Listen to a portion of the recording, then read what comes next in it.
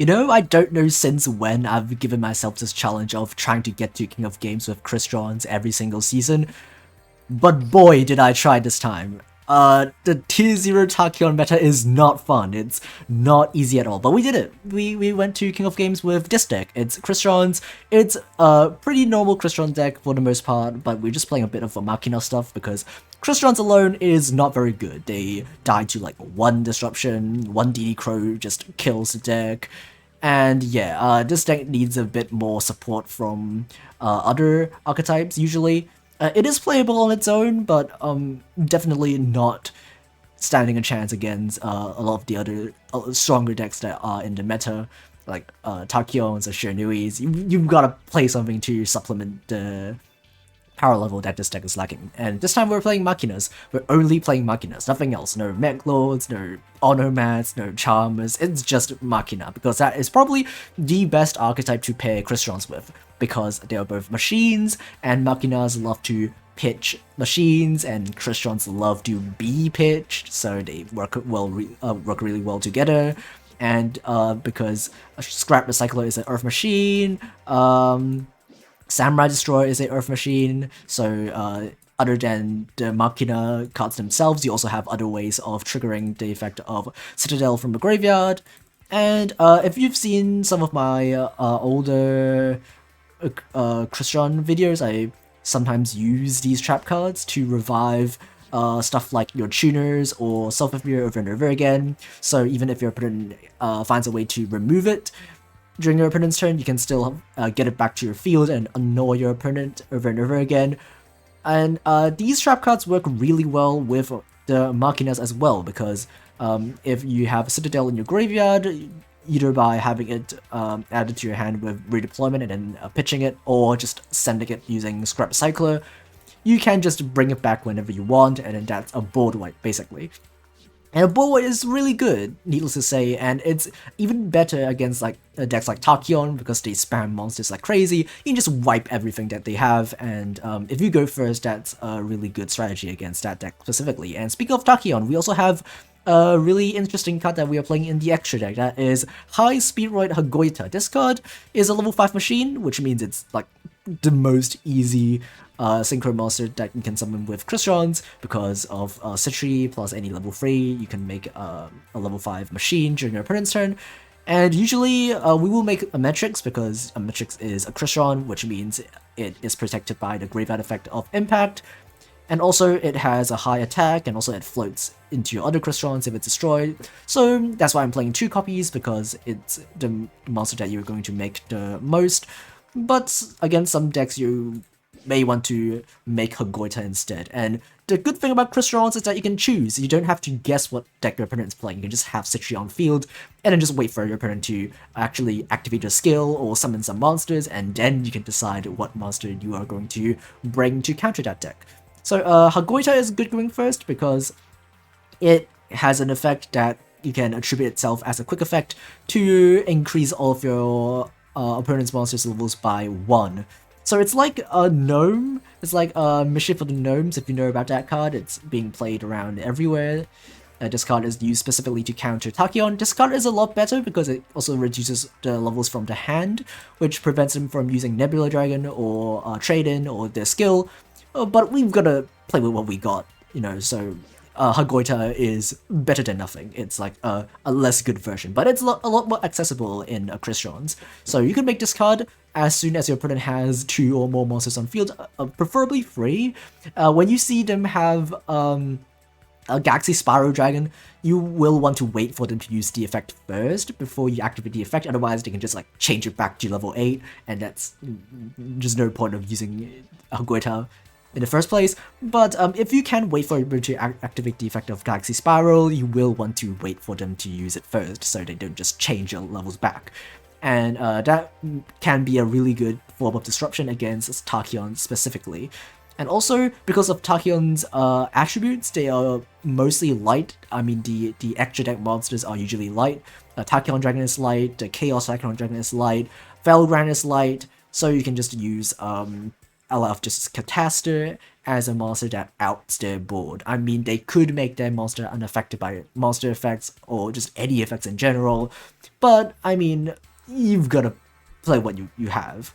You gotta try to bait out their activations, or if they don't have it, you can just always make this card really easily. And the strength of this card is not how good it is, it's how easy it is to make and overwhelm your opponent just by making these level 5 or 6 or 7 machine monsters over and over again, and just swarm the field with these mid-range monsters. And Citadel is just a really good boss monster as well, so even if you get disrupted when you try to make your extra deck monsters, you can always just rely on Citadel, and this card is just crazy. This card is really good. It's a shame that it's limited to 3, so we can't play it alongside 3 copies of Scrap Cycler. We need to only play 2, which hurts the consistency of this deck. So that's why we are also playing Destiny Draw as our skill. You probably know what this does. I don't have to show... I don't have to go in... Actually, I can just go here. Yeah, you know what Destiny Draw does. And the reason why Destiny Draw is good in this deck is because we have ways to control how much damage we take from our opponent because of all these trap cards. All these trap cards summon from the graveyard or banished pile, so you can just activate it whenever you want to block an attack, so you can control how much damage that you actually take from your opponent to have enough to activate the skill. So some players play around Destiny Draw and don't attack if they know that they can't kill you this turn. They will not bring your life points below 2,000. That's fine. I mean, that's just more time for you to build your board, and this deck is really good in the grind game. So the reason I didn't play any Link monsters in this version, and the reason why I just don't this time I didn't use the Link swarming version of CRYSTRONs, is because the synchro version is a lot better in the grind game. And the grind games are really important, especially against decks like Tachyon or Shiranui. Tachyon is quite good for grinding. I mean, it can grind for like 2 to 3 turns because the skill can be activated twice. But beyond that, the deck pretty much loses all gas and just loses to pretty much anything. Just one catastrophe could just end, just clear the entire board. So that's the goal of this deck. Just keep pumping out monsters over and over again, be it the machine synchros like Metrics, or the MACHINA stuff that summons themselves from the graveyards over and over again. You can very easily overwhelm your opponent, and that's like the goal of this deck. Okay, let's see some replays that I got from Legend 5. And wow, getting five wins in a row with this deck is not easy, especially when you face against Tachyon.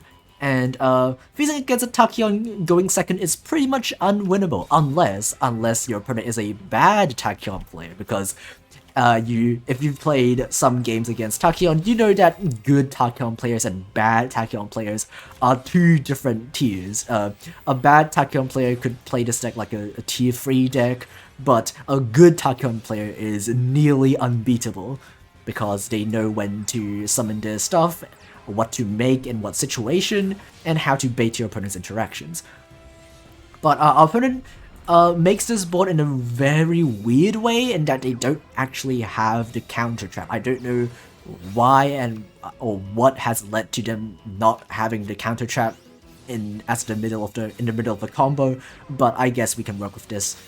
We open with the spell, which is really good. It gets us both the Air Raider and the Citadel, and that's usually what you want to grab with the spell, because Air Raider can pop itself during your opponent's turn, dodging your opponent's disruptions, and also triggering the effect of Citadel in your graveyard to special summon itself.